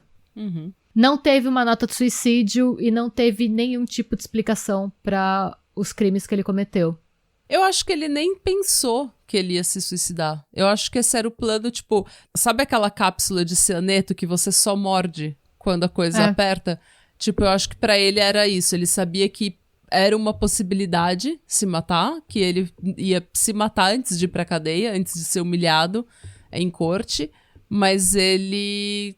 Eu acho que ele nem tava preparando fazer isso naquele dia, naquela hora. Ele simplesmente mordeu a cápsula. Pode ser. E aí, gente, pra encerrar, eu quero trazer uma reflexão. O Gianni Versace e o Andrew Cunanan eram 2 homens gays, extremamente inteligentes, nascidos em backgrounds de classe média, que no fim das suas vidas eles se encontraram em extremos opostos do espectro social. De um lado, a gente tem o luxo e a riqueza extremos e uma das carreiras mais bem-sucedidas do mundo da moda dos anos 80 e 90. E do outro, a gente tem o spree killer, que constava entre os 10 mais procurados da lista do FBI. E o Bill Hagmaier, que é o ex-chefe da unidade de abuso infantil e assassinos em série do FBI, afirmou: quer Versace seja pessoalmente simbólico ou não, ele é o rico, história de homem gay de sucesso de alto nível que Andrew Cunanan nunca seria. Uma conclusão pessoal sobre esse caso é que a trilha de sangue deixada pelo Andrew podia ter sido mais curta, e o Versace poderia não ter sido uma vítima se a polícia tivesse dado às primeiras vítimas dele a mesma atenção dedicada ao assassinato dos chamados, né, cidadãos de bem. Pois é. Essa é a história do Andrew Cunanan, gente. E do seu pai molesto. E do seu pai modesto que estava molesto. Essa história é tão revoltante por todas as... Porque tudo é tão desnecessário. Ele é desnecessário, o Modesto é desnecessário, a mãe dele era desnecessária, todo mundo envolvido era desnecessário. Todas as mortes foram desnecessárias, ninguém tava... Não foi, tipo, a morte de uma pessoa ruim, foi só, tipo, ou que fez alguma coisa horrível contra o Andrew. Tipo, ele não foi abusado por essas pessoas, sabe? Ele simplesmente matou pessoas boas e a polícia não fez nada até chegar no Versace porque eram homens gays. Eu fico pensando também, se você parar pra olhar, tanto o Andrew como o Versace, que eu falei, os backgrounds são os mesmos. É pra você ver a diferença que uma criação amorosa faz, né? Até o número de irmãos era igual. Nossa. A mãe do Andrew era verdade. de origem italiana também. Tipo, eles tinham basicamente as mesmas condições. Era a origem de classe média, a inteligência, era o potencial. Os dois tinham a diferença que uma criação amorosa faz. Não só isso.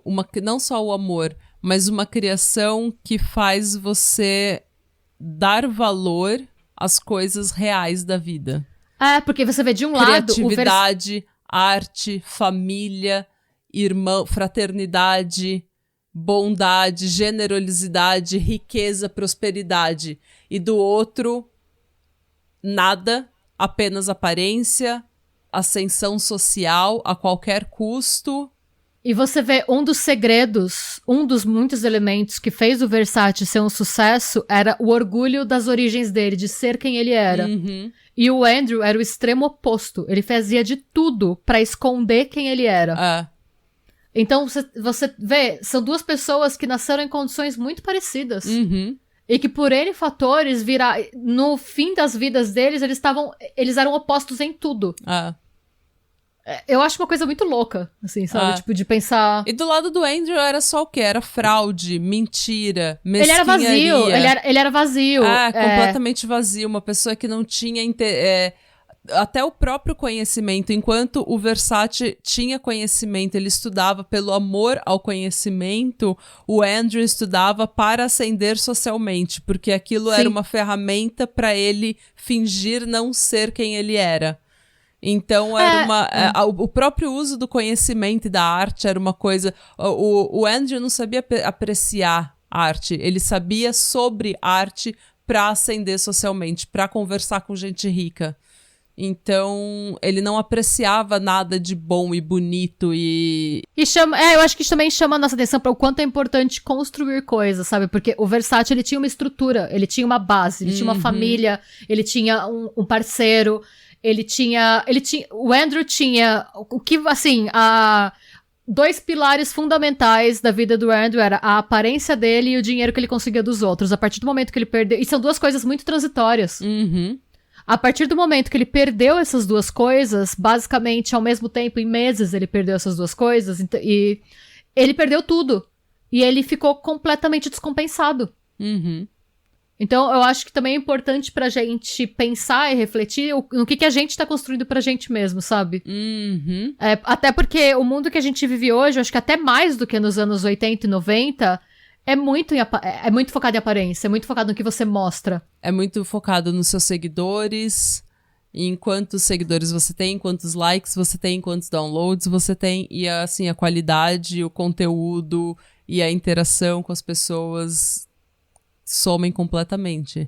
E aí a gente volta pro caso da Vanessa Lopes, né? Você tira o celular da menina, ela não consegue mais ver se o que ela tá fazendo tá agradando. Então, assim, você tem uma pessoa que você já vê que tem uma relação problemática com os pais. Aí, ó, o paralelo. Nossa, verdade. É uma pessoa então, que ela não tem uma estrutura em casa. Uhum. Você tira o telefone dela, que é uma coisa que é um instrumento de validação pessoal dela. Ela sabe que ela é uma boa pessoa ou não, pelo tanto de like e de engajamento que ela teve. Uhum. Você tira isso de uma pessoa, ela surta.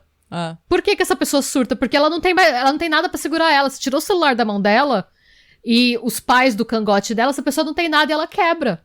Porque ela não sabe mais como agir. Ela não sabe se o que ela tá fazendo tá agradando ou não. Então, olha como... É aterrorizador. E é isso. Então, valorizem papai e mamãe que te valorizaram. E valoriza a sua estrutura mental, que vocês conquistaram também.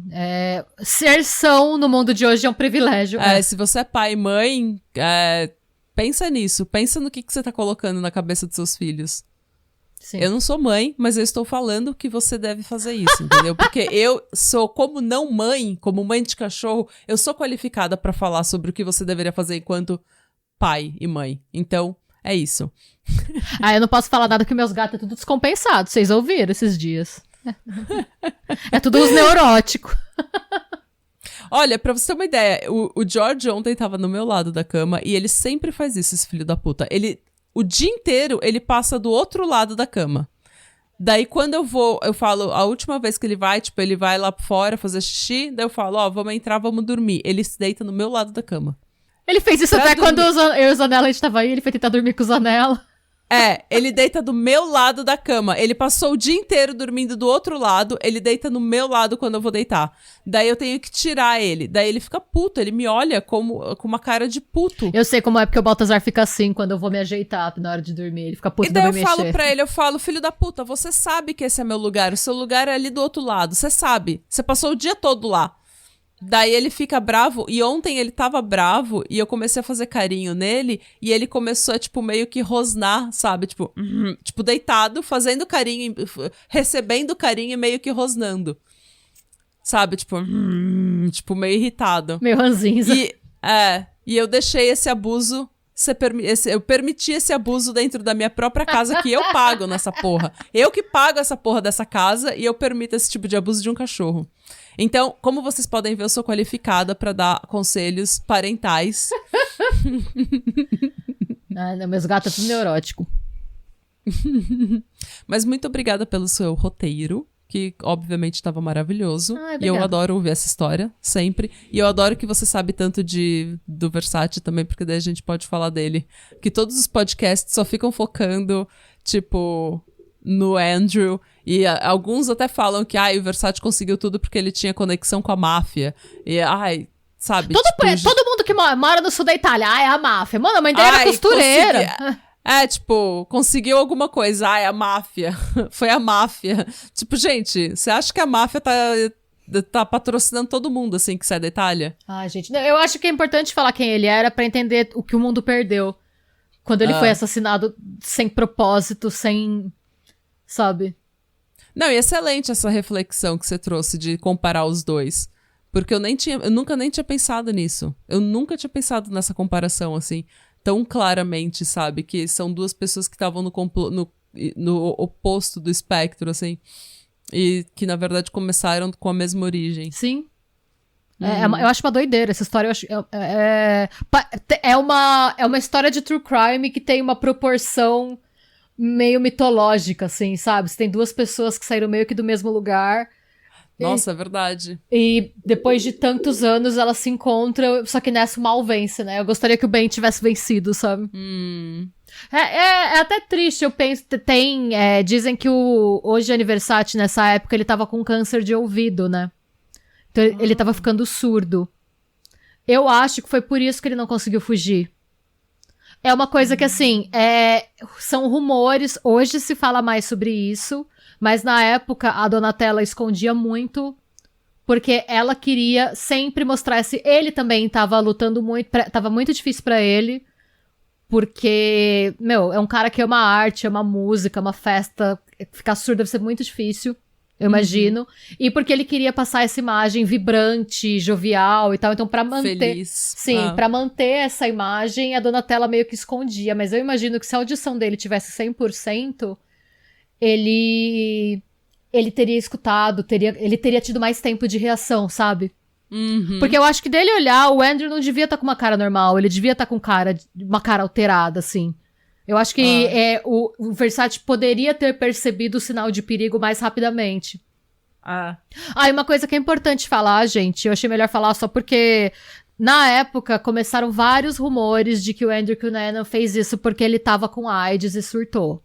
Nossa, eu ia abrir a boca pra falar isso. É mentira, tá, gente? A autópsia dele, fizeram inclusive exame de sangue na autópsia, de tanto que falaram. Não tinha, ele não estava com AIDS, ele não era HIV positivo, nada. Então, mas dizem que ele nem era, mas que o fato dele ter que ser testado, ou que ele teve, que o médico, parece que o médico perguntou se ele tinha AIDS, ou se ele sabia que ele tinha AIDS, e ele entendeu que ele tinha e ele surtou. Então foi, tipo, ele nem esperou o exame médico, ele nem esperou o que o médico queria dizer, ele só achou que ele tava com AIDS e meio que surtou. Eu não sei se isso é verdade ou não, mas... eu acho que como tava no meio de uma epidemia de AIDS, eu acho que foi um rumor.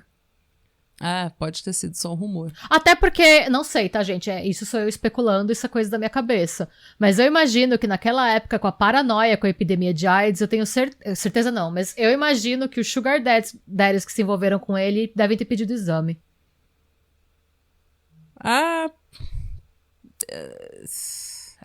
Provavelmente. Porque imagina o desespero que a galera tava, ainda mais esse povo rico.